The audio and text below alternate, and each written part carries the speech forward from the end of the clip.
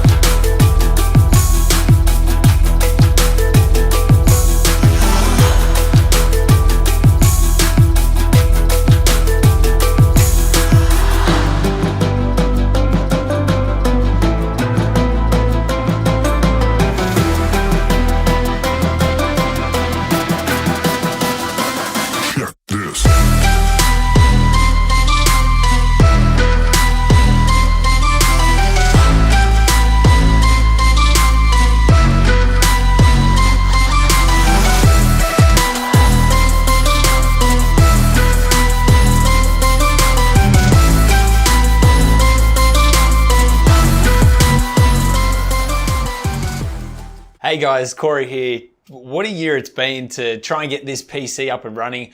We've gone through so much hassle with this PC. We originally bought this case and then it got scammed from us. It was stolen from FedEx.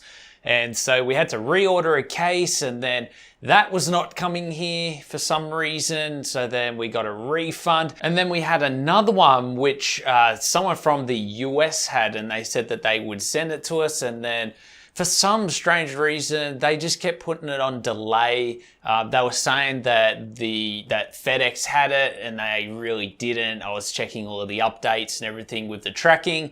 And then finally, we ordered the last one and it came in. Now, firstly, I want to say a big thank you to Rodimus. He helped me out a bunch in getting our PC case here. Without him, we wouldn't have had it because Amazon Australia didn't have it. So we actually had to order this directly from the US.